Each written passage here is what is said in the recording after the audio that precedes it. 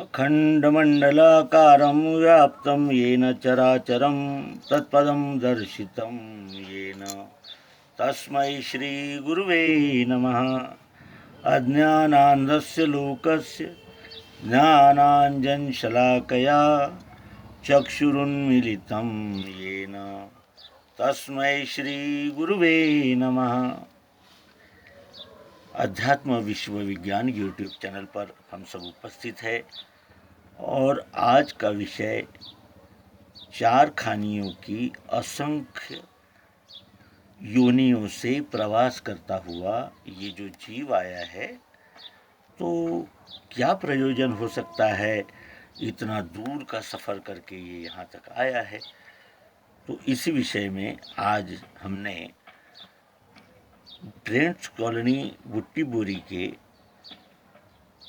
श्री राम जानकी मंदिर में कहा कि ये चार खानी के अनेक योनियों में शरीर धारण करता हुआ जीव इस समय उद्भिज खाने जारज खाने के सर्वश्रेष्ठ मानव शरीर में उपस्थित है और इसका प्रयोजन क्या होना चाहिए। तो जब हम जन्म लेते हैं तो हमारा जो पहला रुदन होता है, पहला रोना होता है, उसमें हम कोहम ये शब्द सुनते हैं जिसका अनपढ़ लोग इन्हें दूसरा अर्थ कर लेते हैं। वो कहते हैं कि कोहूँ कोहूँ ऐसा चिल्ला रहा था, लेकिन वास्तविक वो चिल्लाता है कोहम, मैं कौन हूँ, मैं कौन हूँ। और मैं कौन हूँ इसकी पहचान न माँ, न बाप, न रिश्तेदार, न हमारे प्रेमी, न सब साथी, न संगी, न शिक्षक, न विद्वान, कोई नहीं दे सकता। वो केवल तत्वदर्शी तत्वज्ञानी ही इसका बोध हमें कराते हैं। और इसीलिए सद्गुरु की शरण में जाना चाहिए। सद्गुरु की शरण में जाने का अर्थ ये नहीं है कि उनके मंदिर में जाएं और वहाँ अध्यक्ष बने।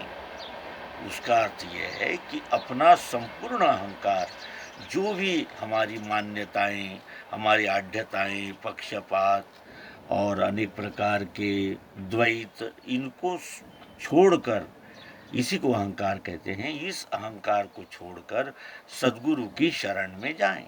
और सद्गुरु के शरण में जाने से ही कोहम का उत्तर मिलता है। कोहम का उत्तर है सोहम, वही तू है, तत्त्वम असि। ये वेदों का महावाक्य है। तत्त्वम असि, तुम वही हो। कोहम, मैं कौन हूँ। उत्तर आया तुम वही हो। तो तुम कौन है, वही कौन है और हूँ क्या है। वही तुम हो। अब ऐसा कह देने से तो ये तो बात स्पष्ट नहीं हो सकती। और वेदों ने यही कहा, वही तुम हो। कौन हो और वही क्या है। तुम कौन हो, तुम क्या है और हो का अर्थ क्या होता है। यही अध्यात्म विज्ञान है। यही अध्यात्म विज्ञान है। अध्यात्म विज्ञान क्या है, इस प्रश्न का ये उत्तर यहाँ हमने अपने प्रिय मित्रों के लिए प्रस्तुत किया संक्षेप में। अब दूसरी बात यह है कि जब हम कोई भी सत्संग या कोई भी ऐसी बात सुनते हैं जहाँ हमारी संपूर्ण एकाग्रता की मांग होती है, वहाँ हम बैठे तो होते हैं, लेकिन इंद्रियां कुछ और करती रहती है, मन कुछ और सोचता रहता है, बुद्धि कुछ और निर्णय करती रहती है, और अहंकार, मैं यहाँ सत्संग में बैठा हूँ, ये अहंकार पालकर वो बैठा रहता है। न उसके समझ में कुछ आता है, और उसको यदि पूछा जाए कि भाई अभी जो कुछ कहा गया था उसमें का आपको कितना समझ में आया, तो वो कुछ नहीं बता सकता। ये कैसा सत्संग है।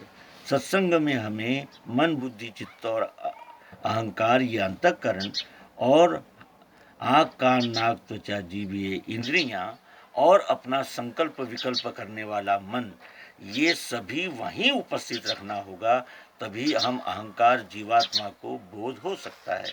अन्यथा जीवन भर भी हम सत्संग करेंगे तो वहाँ हमें नाच गाना ही ध्यान में रहेगा और अन्य हम गंभीरतापूर्वक को हम इस महत्वपूर्ण पहले प्रश्न का उत्तर नहीं खोज पाएंगे।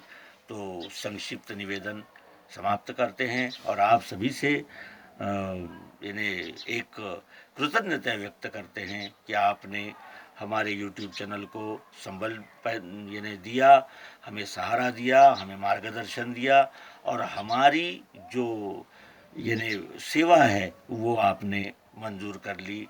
इसके लिए आपका हार्दिक धन्यवाद। और ये अंक अधिक से अधिक शेयर करना, यही मानवता की सच्ची सेवा है। ये कहते हुए ये में बोध होते ही मुक्ति है ब्रह्मजाल से। नर्मदे।